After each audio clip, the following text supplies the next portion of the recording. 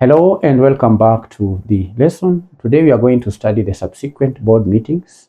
Having studied the first board meeting in our last session, the topic is board and committee meetings. The subject is meetings, compliance and administration, and the course is certified secretaries. So in this lesson, we're going to focus on 5 things. So by the end of this lesson, you should be able to explain the frequency and timing of subsequent meetings. Number 2, the notice and agenda management. Number 3, the procedural requirements for subsequent board meetings. Number 4, we have the matters arising cycle. And lastly, the role of board committees. Because in subsequent meetings, the board often relies on the work of its committees. So you should also be able to explain the role of board committees in subsequent meetings. By now you understand, because in our last session we studied the first board meeting. We analyzed the key agenda items on the first board meeting. We also explained the role of the corporate secretary during the first board meeting. So while the first board meeting focuses on the structural birth of the company, subsequent meetings are the heartbeat of the organization, because there is now a shift from administrative setup to strategic oversight, financial monitoring, and risk management. And according to governance standard number 002, and according to the Companies Act, these subsequent board meetings must follow a rhythmic and legally compliant cycle. Rhythmic and legally compliant cycle. So let's first study the frequency and timing of subsequent board meetings. Frequency and timing. Number 1, frequency and timing. Frequency and timing. Now, the board candidates must meet often enough to maintain effective control over the company. And the board should meet at least 4 times a year. That is the minimum requirement. 1, minimum requirement. I've said at least 4 times a year in a year. That is the minimum. The board may choose to meet more than 4 times in a year. There is also the 120-day rule. The 120-day rule. The 120-day rule. It is considered best practice that no more than 120 days should elapse between 2 consecutive meetings. Understand? Yes. The 120-day rule. At least 4 times a year. That's the minimum requirement. The minimum requirement, 4 times a year. Then there is the 120-day rule. At least 120 days should not elapse before the board meets. Then of course there is a board calendar. And as we are discussing the frequency and timing of subsequent board meetings. Now at the start of the year, the corporate secretary prepares what we call the annual board work plan that aligns meeting dates with the key events like financial year end, the audits, and also the AGM. So that is the frequency and timing of subsequent board meetings. Now let's study the notice and agenda. Notice and agenda management. Notice and agenda management. Now, the company secretary is responsible for ensuring directors are well informed. They are also well armed with the information before they enter the boardroom. That's why there is a notice period. The directors are given a notice period. There's a notice period that is a minimum of 14 days. There is a minimum of 14 days notice, which is a standard for subsequent boardroom or board meetings. So this can be shortened when we have special board meetings. The standard is 14 days. 14 days. But I'm saying these 14 days can be shortened if there's an urgent matter or a special matter that the board is required to meet in order to solve a problem. You understand? There could be an urgent special board meeting, and that meeting can only happen before 14 days notice is given. It can only happen if the directors consent. If the majority of the directors or if all directors consent, then this notice can be shortened. Board papers. Candidates, you recall when we are studying governance standards and guidelines, there was a standard on board papers. That was standard GS005. Standard GS005, governance standard 005 deals with the board papers.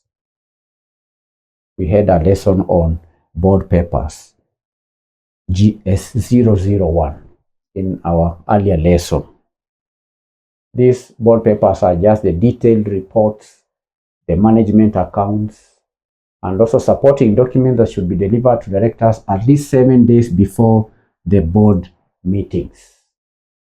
That is to allow for proper review, to allow for proper preparation for the meetings. It has to be sent to these board members 7 days before the meeting. That is the standard, right? Board papers. Then 3, the agenda. Unlike the first meeting setup agenda, a subsequent meeting agenda is recurring and dynamic. It is recurring and dynamic. But for the first board meeting, it is just a setup meeting. We know what should the agenda items. We discuss around 7 agenda items. But this one is recurring. That is recurring, and it is also dynamic. It is not as a standard as what we saw in the first board meeting. It is recurring and dynamic. That is to mean we have standing items. These are recurring items. And this includes the confirmation of previous minutes. That has to be on the agenda. That is recurring. It is standing. In every meeting, there has to be confirmation of the previous minutes. There is also the matters arising and declaration of interest. These are standing items on subsequent board meetings. The agenda on the subsequent board meetings. Standing items. Then we have also strategic items. You will find on the agenda. Strategic items. Strategic items could be like the CEO's report, the financial performance or management accounts. We have the committee reports. These are strategic items that you'll find on the agenda in subsequent board meetings. Number 3, we have decision items. You'll have also decision items on this agenda. Decision items refer to the approval of major capital expenditures, approval of contracts. It may also be approval of policies and so on. These are decision items that you'll find on the agenda. So that is all this to do with notice and agenda management in subsequent board meetings.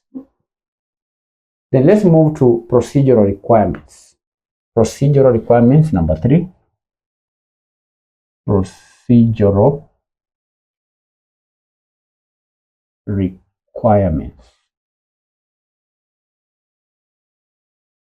Procedural requirements include requirements like quorum, as usual, quorum. And if we are discussing subsequent board meetings, and one procedure requirement is a quorum. The quorum must be maintained throughout the meeting, and if a director leaves and the quorum is lost, no further formal decisions can be made. And therefore, quorum is a key procedural requirement. 2, declaration of interest is a procedural requirement. At the start of every meeting, directors must declare if they have a personal interest in an item on the specific agenda. They must then recuse themselves from discussing and voting on that specific agenda item that they have an interest in. Understand? Yes. Then of course you have mode of attendance. You recall in our previous sessions we discussed the mode of attendance. It could be a physical meeting, it could be a digital meeting, or a hybrid. So subsequent meetings can be physical, could be virtual, or even hybrid, provided the company's articles allow it and all members can communicate simultaneously. So these are procedural requirements when holding subsequent board meetings: quorum, declaration of interest, and mode of attendance. Then number 4, we have matters arising cycle. The matters arising cycle. The matters arising cycle. Now, a unique feature of subsequent meetings is the focus on accountability, where the company secretary tracks actions from the previous meetings in form of matters arising schedule. So we have the matters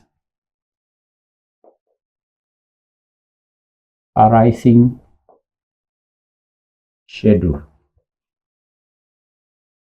You understand? Yes. That is a unique feature of subsequent meetings. Accountability. And here the secretary tracks actions from previous meetings in form of a matters arising schedule. So the directors don't just discuss matters and then at the end of it. No, during the meeting they have to discuss the actions that were to be taken, the decisions that were made, there has to be follow-up, and so on. That then ensures that if the board directed, for example, management to investigate a new office location in January, then there is a formal update on that progress in the April meeting.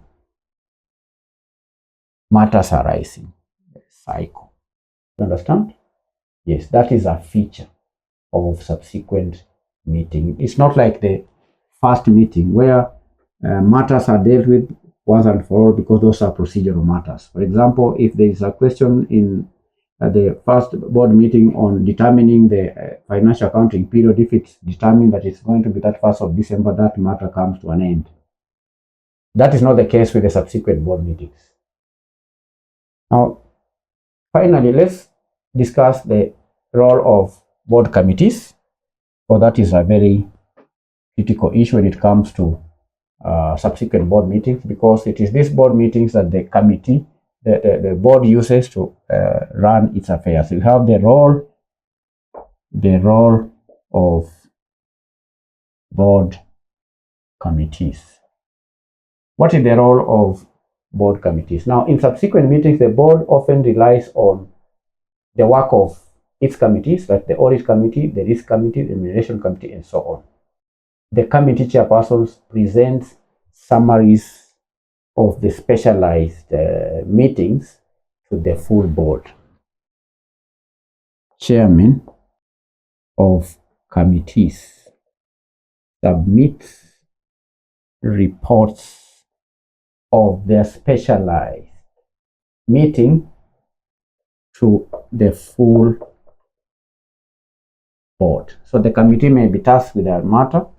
They have their own meetings. They have their own specialized function. So at the end of the function, they have to come up with a report, which is then submitted to the full board. That is number one. That allows the board to focus on high-level strategy. Allows the board to focus on high-level. It allows the use of board committees allows the board to focus on.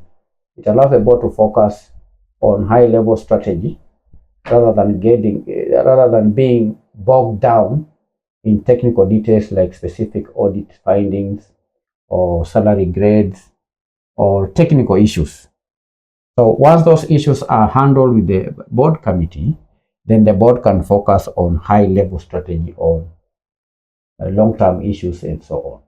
Understand? Yes. So that's all to do with subsequent board meetings.